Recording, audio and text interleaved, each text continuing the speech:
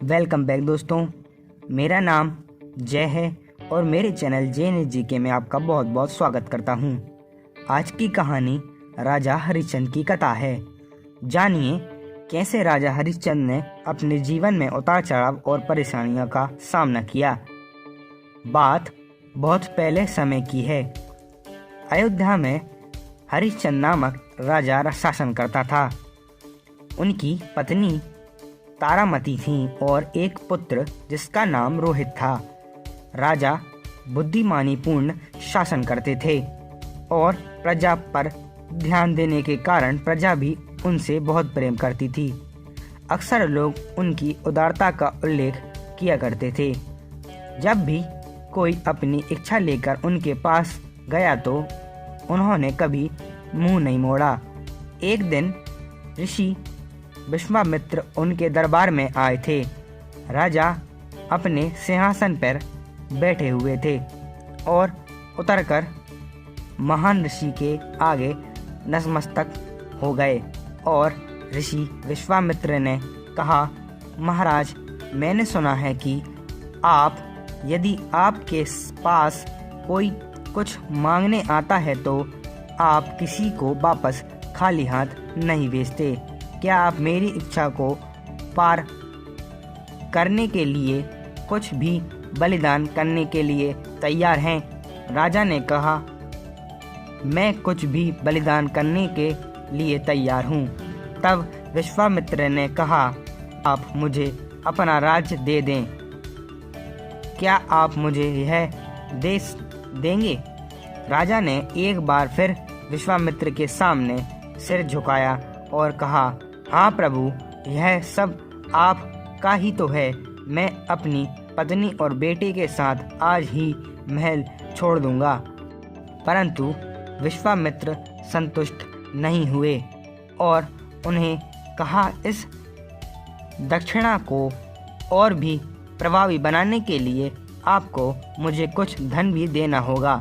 राजा हरिश्चंद्र ने अपनी पत्नी और अपने पुत्र को एक ब्राह्मण को बेच दिया, जिसने उन्हें एक दास के रूप में इस्तेमाल किया।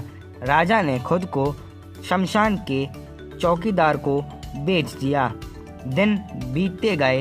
रानी तारामती और उनका पुत्र रोहित दास के रूप में ब्राह्मण के घर सेवा करने लगे। एक दिन जब रोहित बागीचे में फूल तोड़ने गया तब उसे एक सांप ने काट लिया।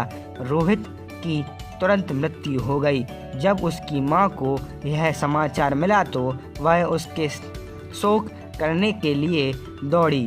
अंतिम क्रियाक्रम के लिए वह उसे शमशान ले गई, लेकिन उसके पास पैसे नहीं थे। जब शमशान के चौकीदार के नौकर से उसके कर देने के लिए कहा तो उसने अपनी आंखें नीची कर लीं और चुपचाप खड़ी हो गई।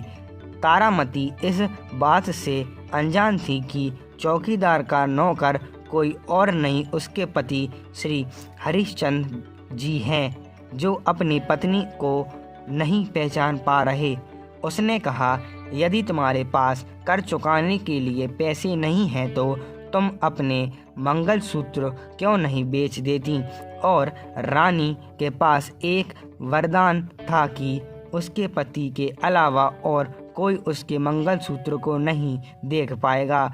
जैसे ही हरिश्चंद्र ने यह कहा, तारामती को पता चल गया कि वह उनके ही पति थे।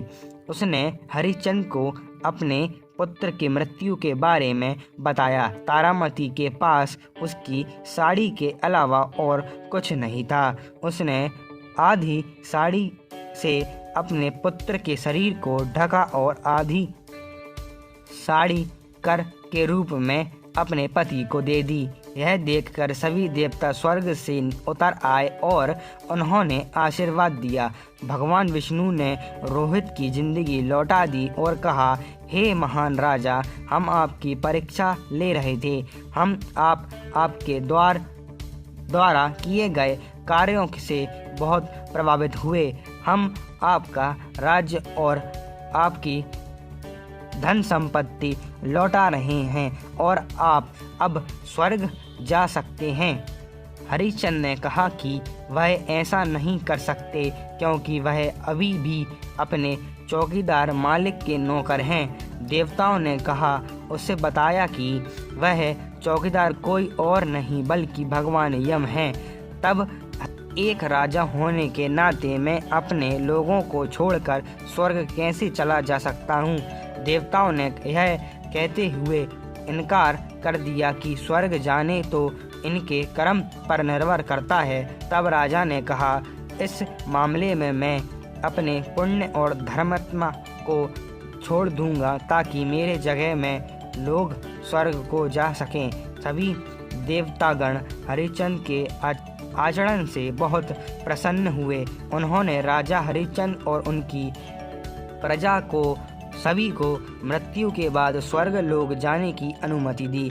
तो ये थी राजा हरिश्चंद्र की मुसीबतों भरी जिंदगी, जो एक राजा अपनी प्रजा के लिए कुछ भी कर सकता था, जिसने अपने जीवन में इतनी परेशानियां भोगी।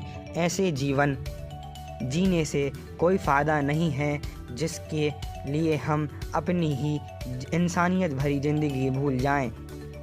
अगर हम इंसान हैं तो दूसरों की मदद करनी चाहिए और दूसरों के दुख दर्द को हमें समझना चाहिए। अगर आपको हमारी कहानी राजा हरिश्चंद्र की कथा अगर अच्छी लगी हो और आपके जीवन में कुछ वैल्यू ऐड हुई हो तो हमारे चैनल JNJK को सब्सक्राइब कीजिए और हमारे हाथ इसी तरह मजबूत कीजिए। जय हिंद।